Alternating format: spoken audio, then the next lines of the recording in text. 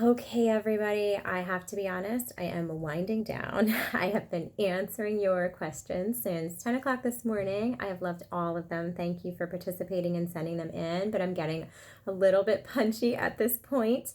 So I'm just going to do a couple more and I'm going to sign off for the night. So mom wants to know, my 8-month-old goes to bed around 7 or 7:30 and wakes up at 5 a.m. Is this normal?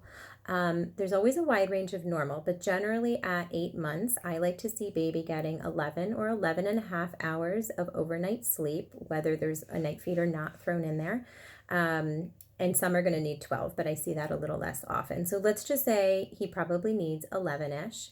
So 7:30 to 5 doesn't really give him quite that total. So there's two possibilities. One is that your baby just is on the lower end of, what typical babies need. So I would, if he seems okay, if he wakes happily and naturally and he can easily make it to morning nap time, maybe it's fine. But what is happening in a lot of cases is the second thing that might be happening, which is that something's triggering him to wake up just a bit too early, but because it's so close to morning, it's really challenging, if not impossible, to get back to sleep and get that little extra hour or whatever he might need.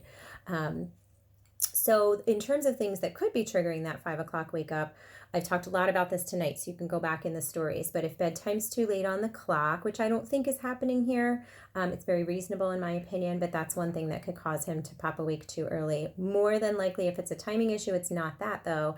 It's that maybe the span of time that he spends awake from the end of his last nap to the time he falls asleep for bedtime is too long. So let's say he's awake for 4 hours, but his comfort level right now is only 3 or 3.5. That could be a problem, and you might want to try shrinking that. So I would maybe go for the earlier end of your range. You said 7 or 7:30. Maybe try several nights in a row of 7 and see if that correlates with him sleeping a little later the next morning or resettling himself at 5 a.m. perhaps. If it's not related to timing, then it could be related to crutches and associations. And that would look like, my cat is wandering around the office, so we may get interrupted here soon. That may look like the fact that maybe he relies on you or something to get to sleep at bedtime.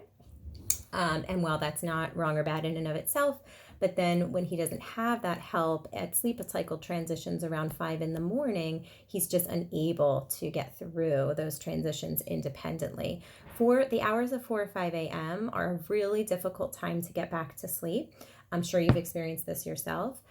Because he's been sleeping for a significant number of hours, let's say, 9, 10 or more hours. And so it takes the edge off and he doesn't have that big push or that big drive to get to sleep like he did at the beginning of the night, or maybe if he had woken up at, 11 p.m., for example. So it really requires, sleep is a learned skill, and it's one level of skill to get yourself into sleep at bedtime. It's a higher level of skill to go back to sleep in the middle of the night, and really what I call like black belt level skill to get back to sleep at 4 or 5 a.m. So you want to make sure that your child is going to bed at bedtime totally awake, not drowsy for this problem.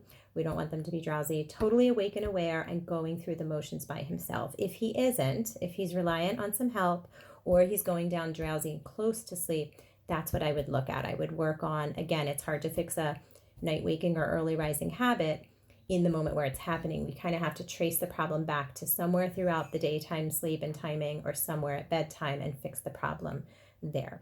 So a good night's sleep starts in the morning, but not that early in the morning. So see if you can fix that early morning wake up. And the final thing I'll say, it may just be a matter of saying, hey, bud, we don't get up till 6. I'm sorry you're awake at 5, but from 5 to 6, we're going to treat it like it's the middle of the night, view it like it's the middle of the night.